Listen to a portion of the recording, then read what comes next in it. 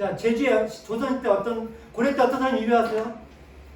대륙의 왕족과 기술자들. 그럼 조선 시대 때 어떤 사람이 유배왔어요? 네. 그쵸.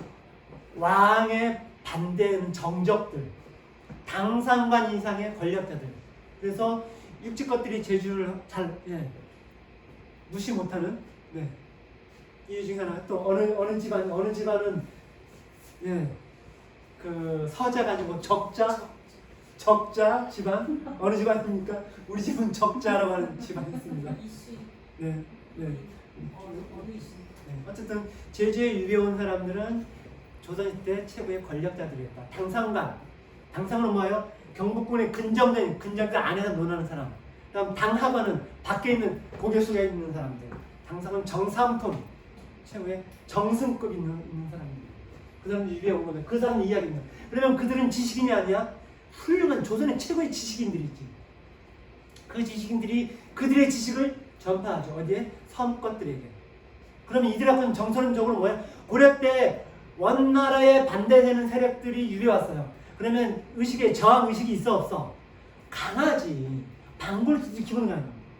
자, 조선시대 때 왕과 싸우다 왔어. 왕이랑 반대하는 세력이잖아요. 이들의 적대의식이 있어요 없어요? 본토에? 있지. 기본적으로 태생적으로 지식인들이고 자존감이 강하고 문화가 있고 문물이 있고 섬을 탈출을 하고자 하는 욕구가 있어. 이걸 누구한테 심어줘? 섬 사람들한테 심어줘. 섬 사람들한테. 그럼 섬 사람들은 어떻게 돼? 방불기지. 그렇지 않아도 교역국가였는데 세종이 쇄국을 했어. 그 교육이 못해 굶어 죽어. 조선인의 첫 번째 정책이 뭐야? 농자 천하 지대공이잖아요. 근데 농사를 지을 수가 없어.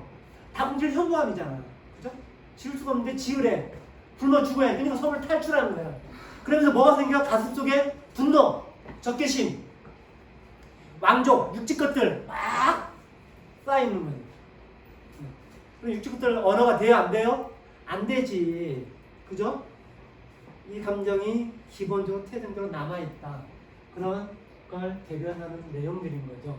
유명한 사람 광해군인데 광해군, 인성군, 광해 제주에 죽었어요. 마지막에. 그죠? 추사 김정희, 박영경 이런 사람들, 김윤식 유명한 사람들이죠. 또 누구 있노?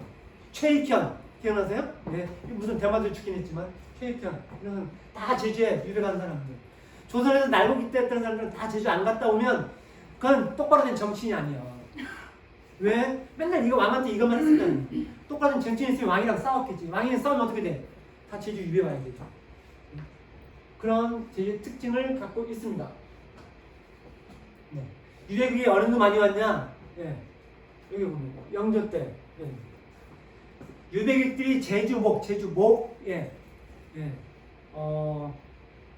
부, 목, 현 있죠?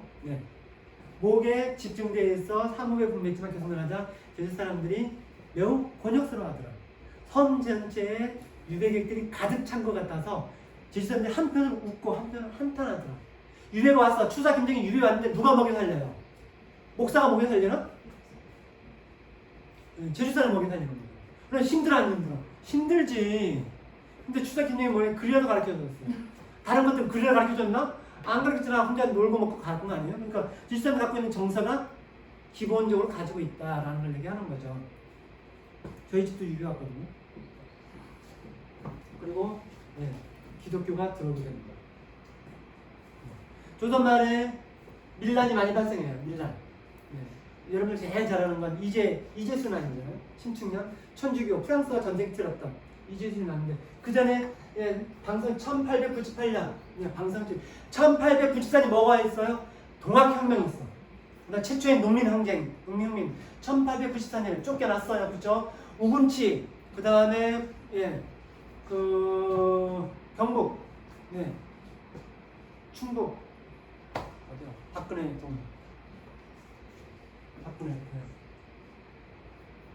영동 옆에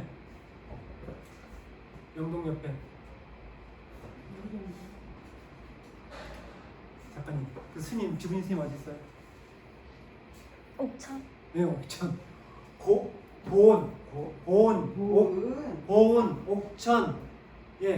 이쪽에 되게 공주 우금치 전투, 예, 그 다음에 고운, 예, 보온, 전투, 그 다음에 전라남도 장흥에서 몰살당해. 마지막 다 완전히 몰살당해가지고 그때 살아남은 사람들이 강진에서, 예, 강진군 탐진나루에서 배를 타고 올라와 서울이 제일 들어와. 어디로 가? 예, 모슬포 대정현으로 가. 광평리. 자 보세요. 광청리, 여기 대정현, 광청리 어디예요? 선생님 광청리 어디? 광청리 이젠 없었어요. 일제 때 이 마을을 쪼개버려. 왜? 조선 말에 밀란이 어디서 발생해요? 광청리.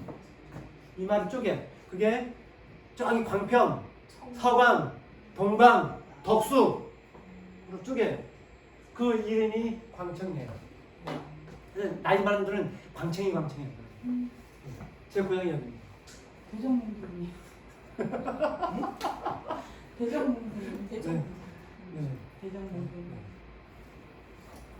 일제강점기. 자, 조선 끝나고 일제강점기 넘어갈게요. 시간 없어서. 1년에 제주 생산되는 게 보리 20만 섬, 조 20만 섬, 콩 6천 섬, 메밀, 예, 이런 게 있는 거죠. 자, 합치면 50만 섬. 대마도가 1년에 쓰는 쌀 소비량이 이제 조선시대 때 10만 섬. 대마도 10만 섬. 근데 제주 30만 섬. 네. 비교 안 되죠. 3배 되잖아요. 근데 제주는 굉장히 많이 굶었던, 이 량이 차이가 컸던 것 같아요. 제주의 이야기가 쭉 하게 됩니다. 일제강점기 때 섬을 어떻게 수탈했는지. 우리나라가, 예, 일본이 토지 침략을 시작해요. 그죠? 토지 침략이 1912년부터 시작해요. 그리고 1920년에 완성돼. 토지 침략할 때 토지 침략한 이유는 뭐예요? 세금을 내라는 거지. 세금 뭘로 내? 돈으로. 그러면 돈을 내려면 뭐 해야 돼요? 농사를 풍년돼. 풍년 들고 팔아서 돈을 세금 내는 거잖아요. 그죠? 근데 1912년에 토지 조사를 시작해서 20년이 끝나는데 그 기간 때 제주도는 흉년이에요. 그러면 세금을 낼 수 있어요? 없어요? 못 내죠. 그럼 어떻게 돼? 땅을 뺏어가. 11년, 13년, 14년, 17년 어떻게 됐다고요? 제주도가? 흉년 들어서 굶어 죽어갔다고. 세금을 못 내. 그래서 땅을 다 압니다. 그럼 땅 누구 거? 일본인 거. 원나라 때 제주에 말을 키웠어요. 그죠? 조선시대 때 옛날에 조선과 고려 때 운송수단은 뭐? 비행기 아니잖아요. 그죠? 말이죠. 말. 그래서 이 한반도에, 예, 말을 키우는 분이, 원나라는 전 세계에 14개의 국립 목장을 만들어요. 말 키우는 목장. 전쟁을 나가야 돼요. 운송해야 되니까. 한반도의 제일 큰 목장이 섬 제주예요. 그래서 그럼 한반도에 좋은 말들 다 어디 있어요? 제주에 있는 거지. 그랬던 것처럼, 네, 원인을 빠져나갑니다. 통과. 흉년. 네? 대흉년. 예, 흉년으로 이 흉년 들면서 모든 걸 다 빼고. 그래서 그것 때문에 그렇구나. 공동 목장이 언제 발생했냐고요? 고려 때 하는데 말을 키우기 위해서 공동으로 마을을 권리를 줘요. 공동 목장의 태세는 고려 때 태어난 거고요. 조선 시대 10소장으로 유지되고요. 그리고 일제강점기 때 유지돼요. 일제강점기 때 이 땅들이 이렇게 세금 못 내서 회수당한 땅들이 공동목장이 됩니다. 자, 제주 것들, 네, 공동목장. 이게 이때 일본이 땅 됐던 게 적산이 되니까 해방되면서 이거 공동 땅 우리 마을 거야. 그래서 넘어갈게요. 일제강점기 때 항일 투쟁한 사람들이 훈장받은 사람이 우리나라가 이게 약 200명, 아니 대한민국에 200명. 많지 않죠. 네. 근데 사실 일제강점기 때 제일 먼저 독립투쟁한 데가 섬 제주예요. 무오년 1918년 10월에 있었던 법정사 항일투쟁, 무오 항일투쟁, 네. 48명이 기소되고 100여 명이 형사합니다. 네. 한반도 본토는 1919년 김인현, 네, 만세투쟁, 탁골공원 만세투쟁 제일 크게 해요. 그리고 1919년 3월 1일 이후에 만드는 게 뭐예요? 상해 임시정부. 1919년 4월 11일 날, 네. 뭐, 예, 중경, 한경, 뭐, 한성, 뭐, 연해주 막 해서 만들어지잖아요. 그게 백범 김구가 나온 상해 임시정부예요. 그 전에 이미 제주는 이미 터져나왔던 거고. 굉장히 중요한 거는 한반도에서 의병 다음에 제일 먼저 싸움 나온 것이 제주예요. 왜? 수탈이 심했기 때문에. 한반도 본때는 수탈이 별로 없었어요. 토지 조사하고 뭐 등등하다 보니까 수탈이 별로 없었거든요. 근데 제주는 오자마자 뭘 해? 바다를 싹쓸이해요. 바다를. 제주 사람들은 교역을 중심으로 하잖아요. 쌀 농사 지을 수도 없어요. 밭농사 못 짓잖아. 그럼 뭐해? 바다를 중심 먹고 살아. 바다를 중심 먹고 사는데 일본 애들이 바다를 싹 쓸어가. 열받아 안 받아? 그래서 제일 먼저 터져나온 곳이 제주예요. 바다 때문에. 근데 여기서 하나도 안 나오잖아, 그죠? 그리고 네, 신인의 비밀결사 혁오동맹 굉장히 중요한 혁오동맹. 1930년 은 굉장히 중요한 해예요. 왜냐하면 조선공산당이 다 무너질 때거든요. 자, 여기 있었죠? 조선공산당 무너지고 27년, 30년, 31년 재건합니다. 재건해서 다 깨져. 심지어는 망랑 권오설까지 끌려가. 그래서 다 죽어. 없어요. 이때 1931년부터 1945년 사이에 조선의 독립에서 투쟁했던 사람 다 변신해. 다 밀정으로 가. 잡힌 애들 대부분이 다 밀정 가. 안 그런 사람 다 죽고 나와요. 그게 망랑 권오설 대표적인 거죠. 그 철관에 끌려 나오잖아요. 근데 제주에 뭐가 같은 거야? 여기 있어요.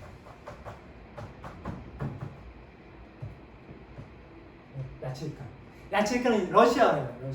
세포 비밀 조직. 이게 제주도만 1930년부터 40년까지 막 제주만 그 대표적으로 나온 게 정략 투쟁입니다. 이 한반도의 조선의 독립을 위해서 싸운 수많은 투쟁들 중에 여자가 제일 많이 참여한 투쟁. 역사 곳곳에 한 글자도 안 나오는 투쟁. 연인은 17,000명이 동원됐고 100여 명 구속되고 있는데 불구하고 단 한 글자도 안 나와. 역사 곳곳에. 이때가 왜 제주 사람들은 한반도 본토랑 대응이 아니고 일본이랑 대응을 했어요. 그러면서 제주 사람들은 본토랑 잘 안 놀았어. 이때부터 본격적으로 일본이랑 섬에 해양 세력에 편제돼가지고 해양의 새로운 문화들과 함께 받아들이고 무장해서 대응했다는 거예요. 대표적인.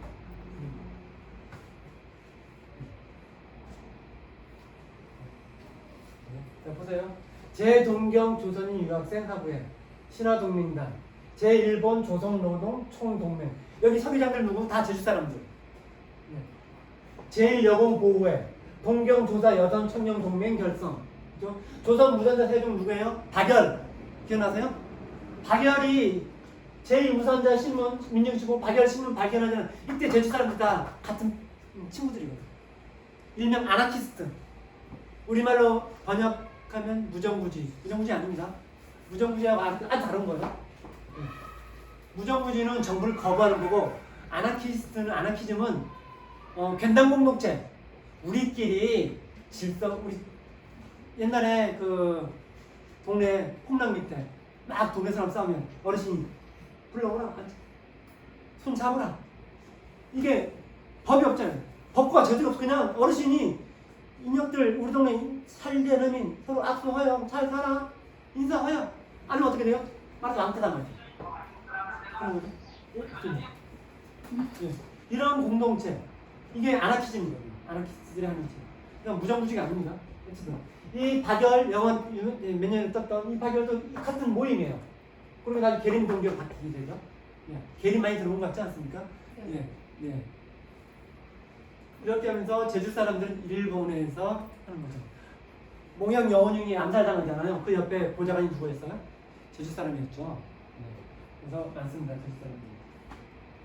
당시 유명한 김명지 고수는 뭐 대한민국 역사는 일본 역사 속에서 굉장히 유명한 초기 아나키스트 어떤 사람들인 거죠. 네. 일본에서 뛰었던 수많은 사람들. 네. 강창고 제주도 유명한 집안 아닙니까? 강창고 좋죠. 강문석 유명한 사람들이죠. 김현선은 좀 유명하시고, 네. 다 네, 일본에서 치열했던 사람들입니다. 네. 넘어갈게요. 1937년 되면 일제강점기에서 일본이 중일전 2차 중일전쟁을 일으킵니다. 2차 중일전쟁을 일으킬 때 뭐합니까? 일본에서 남경을 폭격하죠. 그런데 옛날에 비행기가 지금처럼 10,000km씩 갈 수 있는 게 아니고 길지 않아가지고 가다가 세워서 하늘에 세우면 추락하죠. 땅에 내려가지고 기름 넣고 다시 가죠. 오므라 항공대가 남경 폭격을 할 때에 가다가 제주에서 쉬고 기름 넣고 다시 갑니다. 그래서 제주 알뜰이 비행기를 만드는 거죠. 자, 질문. 선생님 질문. 들으는 무슨 뜻? 들으, 알뜰르, 정뜰르. 네. 들판이라는 뜻 아닌가? 백리는 앞백리. 뒤쪽. 네. 자, 용어 기억하셔야 돼요. 작품할 때. 들으, 백리 전부 들판. 넓은 들판을 들으. 네. 들판을 의미해요. 근데 어떤 건 들판, 어떤 건 뱅드라 불러. 어떤 건 들으, 어떤 건 뱅디. 들으는 인간이 먹을 곡식을 생산해내. 뱅디는 인간이 먹을 곡식이 아니고 가축이 먹을 곡식을 생산해. 이해되세요? 근데 그걸 어떻게 하냐면 작물이 다른데다가 땅을 펌마. 들으는 토심이 50cm 이상 기본이고, 뱅디는 10cm. 토심이 얇기 때문에 농사를 지을 수 있어요, 없어요? 못 짓지. 그럼 뭘 해? 땅을 놀고 수는 없잖아. 그래서 목축을 하는 거죠. 이 부분입니다. 그래서 1937년 남경대 중일정이 일으키면서 제주의 비행장은 그게 알뜨르 비행장. 모슬포 송악산에 있는 알뜨르. 알뜨르, 드르, 알뜨르 비행장. 그리고 1941년 11월에 또 뭘 일으켜? 일본이 태평양 전쟁을 일으켜.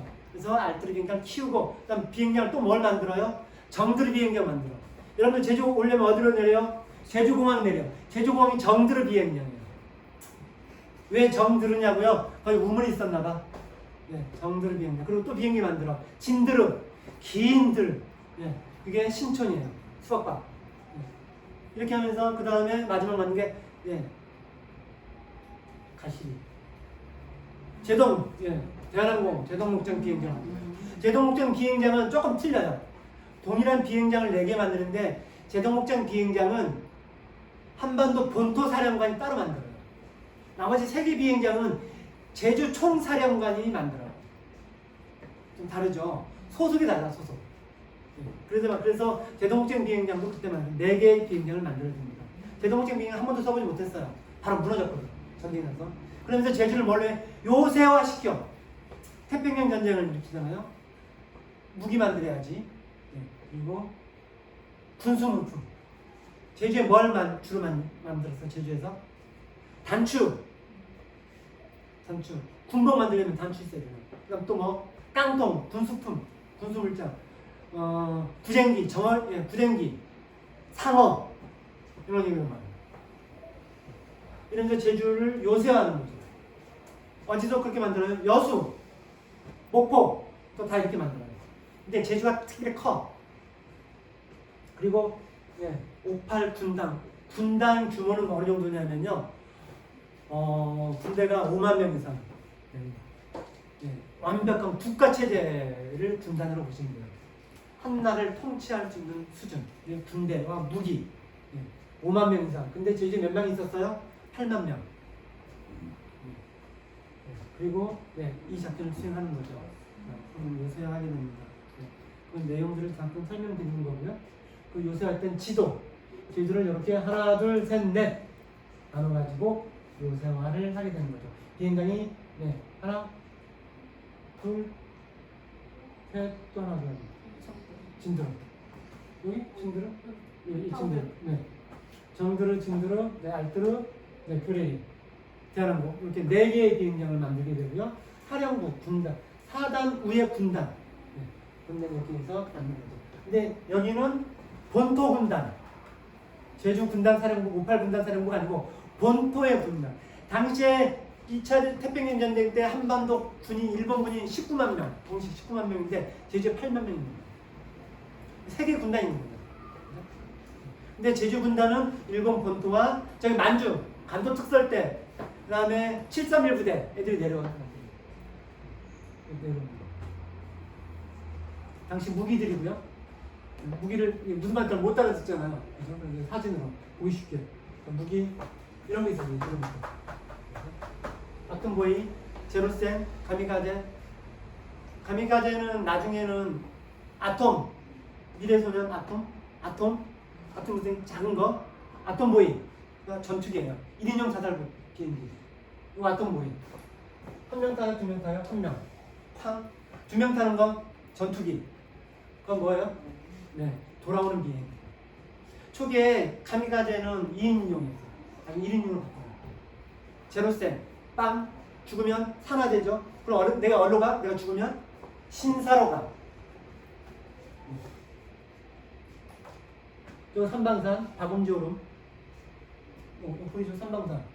이거 박음지오름. 네. 네. 가미가제, 제로센 경락고, 제로센, 수월봉, 그 다음에 송악산, 성산윤칠봉. 이때 이 구루는 다 요거 1인용 자살보트.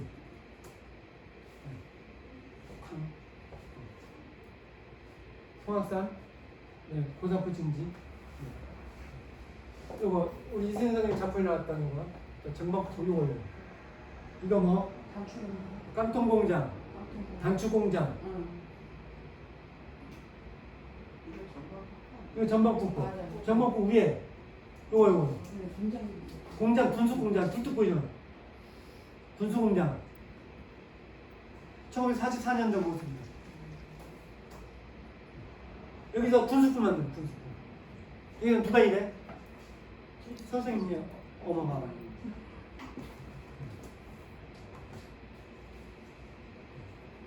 넘어갈게요. 그거 해방을 맞이하는 거고요. 자, 제주의 공동체를 이렇게 네 가지를 정리합니다. 생산수단의 공유와 사적 수익 없어. 같이 일하잖아요. 자, 제주에 철이 있어요, 없어요? 안 나. 그럼 철을 제주 밖에 수입해와. 그럼 정 만들어. 정하고 골갱이, 호미, 남 만들어. 개인 거요? 아니에요.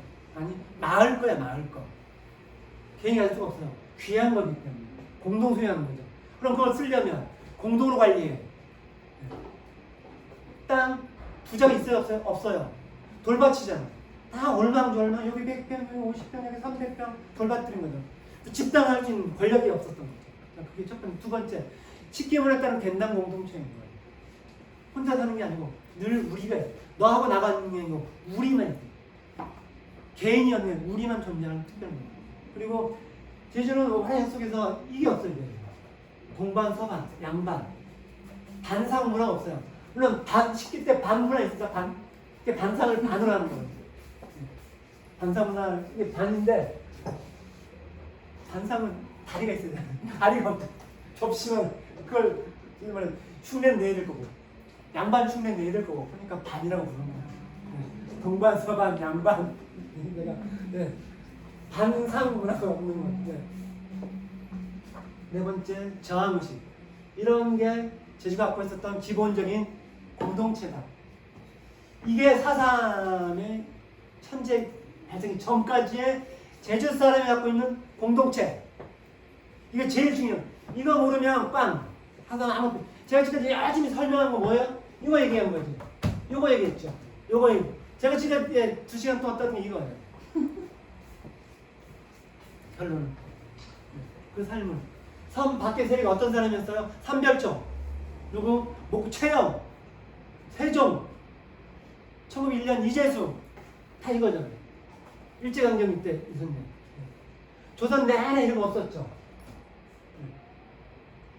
식대문화 철저히 제주는 그래서 해방을 맞이하면서 1945년 8월 10일 해방 맞이하면서 섬 사람들은 이 세상을 꿈꿨다는 거잖아요.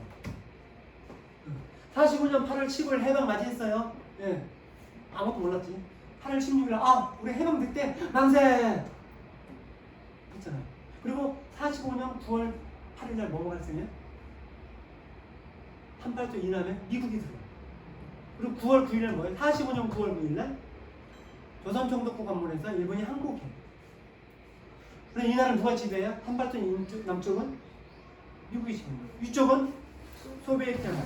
우리가 소련이라고 하는 소비에트 연합이 네, 이걸 이해해야만 4.3을 이해할 수 있고 섬을 이해할 수 있고 그래야 4.3을 이해할 수 있는 체제가 될 것 같습니다. 그래서 지금까지 제가 멸치광국지까지 계속 떠든 게 요겁니다. 핵심. 우스갯소리로 지금은 여러분은 이게 경제 체제를 자본주의 경제 체제에 살고 있습니다. 이 전까지 제주 사람들은 봉건주의적 경제 체제에 살고 있다라고 얘기를 하죠. 하지만 내용적으로 보면 봉건제를 하려면 지주와 소장농이 있어야 되잖아요. 제주는 지주와 소장농이 없는 겁니다. 그럼 무슨 경제 체제예요? 네, 원시 공동체도 아니고 봉건제, 노예, 원시 공동체, 봉건제, 노예제, 자본제, 사회제 이 체제가 전혀 아닌 독특한 제주만의 식계문에 따른 벤당 공동을 갖고 있는 거예요. 그건 자본주의 경제 체계에 갖고 있는 사람들이 뭐라 표현하냐면 아나키즘 체제라고 해요. 네, 무정부주의 아니에요. 너희들이 무정부주의가 아니고 아직 한글로 적절히 표현하는 제가 표현할 때는 느슨한 연합체제 이렇게 표현합니다. 네. 아까 얘기한 것처럼 동네 어르신들이 아하 이거 보라 이거 오늘 인사 좀 해요 뭐 이런 거죠.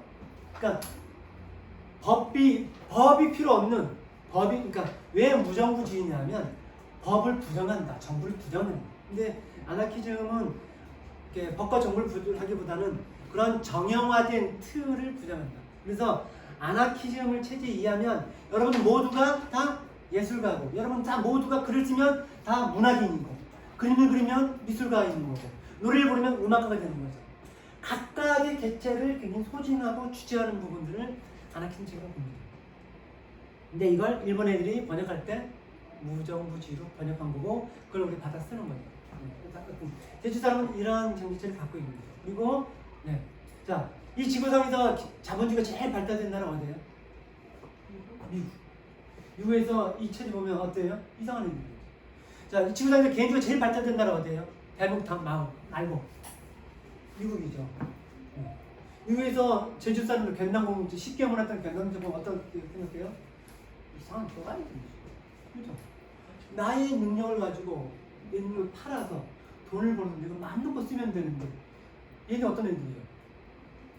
나도 없고 너도 없고 우리만 막 같이 일하고 똑같이 비슷하게 날아갖고 쓰고 내가 땀을 더 많이 흘렸는데 이런 것도 인정해주지 않고 이상한 책이에요. 그래서 미국은 이런 사람들을 어떻게 규정해요? 빨갱이라고 규정을 해줍니다. 빨갱이. 빨갱이. 이해되시죠? 빨갱이. 네. 선생님 이렇게 고맙습니다. 이렇게 해주시는 빨갱이. 자, 잠깐 쉬면서 그 빨갱이 기원. 빨갱이라는 언어가 어떻게 태어났는지. 자, 옥준 얘기할게요. 빨갱이라는 한반도에서 빨갱이라는 단어를 주시경 선생이 우리말 대사전, 미완성의 우리말 대사전으로 빨갱이라고 단어를 쓴 최초의 사람 누구일까요? 선생님 어릴 때 막 좋아했어. 네, 어린이날을 만든 소파 방정환. 소파 방정환이 빨갱이라는 단어를 처음으로 썼어요. 왜? 소파 방정환은 어린이 작가잖아요. 그죠? 소파 방정환이 아나키즘적 책을 갖고 있죠. 장인이 천도교 3대 교주 손병이에요. 네, 어린이 사상을 갖고 있는 사람이랑 전 세계의 어린이 책들을 제가 조선어로 번역해서 알렸죠. 이제 한 중간에 일본이 소설가가 어린이 소설가 쓴 번역을 번역했는데 그때 그 소설의 주인공을 빨갱이라고 표현해요. 근데 그 소설을 보면 1921년 개벽 13호 3월달 가는 개벽 13호에 보면 그렇게 나왔어요.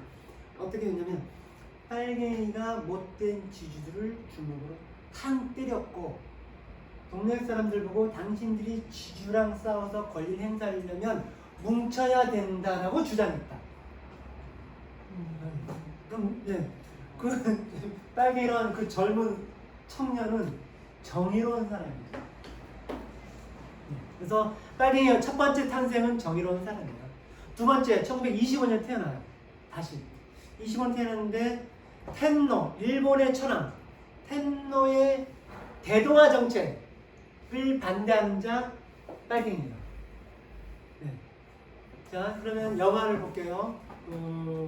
영화 윤동주 영화 에 보면 윤동주의 교수님 일본인 근데 맨날 일본 순사한테 감시당하잖아요. 왜? 그게 아나키스트였거든. 그래 그 사람은 일본의 천황 텐노 정책을 찬성했어요, 반대했어요? 반대했죠. 아나키스트는 반대. 아나키스트는 한 나라 한 나라를 하는 걸 싫어해요. 다 모두 평등한 사람 생각하는 거거든요. 네. 그래서 그 사람이 빨갱이 된 거예요. 그럼 백범 김구는 빨갱이 아니에요? 당연히 빨갱이죠. 낙선 김원봉 당연히 빨갱이죠. 유관순 할머니 당연히 빨갱이죠. 저기 나 어디 눈물 드리세요 눈물. 어디 눈물 어디 갔지? 나눈 아파서 하십니다. 눈물 안약만 있는데 눈물 어디 흘렸나 보다. 뭐 고개 숙이면서 네. 그렇게 된 거죠. 그리고 또 태어난 게 세 번째 태어난 게 네. 이승만이 한반도에 들어오고 나서 이때 무슨 뜻이에요? 짐의 뜻에 반하는 자. 짐이 누구예요? 이승만. 대통령이었어요? 아니요. 이씨 때 조선을 개국한 이씨의 후손인 짐의 뜻을 반하는 자 빨갱이. 그 다음 네 번째 태어납니다. 어떻게 태어나요? 대통령 박정희 나의 뜻에 반하는 자 빨갱이. 박정희 대통령이었다. 반공의 후손이잖아요. 반공정책에 반하는 자 빨갱이. 박정희의 정책 반대하는 자 빨갱이. 그 다음은 왜? 전두환 대통령이 반하는 자 빨갱이. 그럼 어디로 보내요? 삼천교육도 보내잖아요. 문재인 대통령이 반대하는 자 빨갱이 아니에요? 아니죠. 대한민국 건강한 국민. 자, 이렇게 변천이 됐습니다. 선생님 너무 멋있다. 웃어주잖아. 좀 이렇게 반응이 있잖아.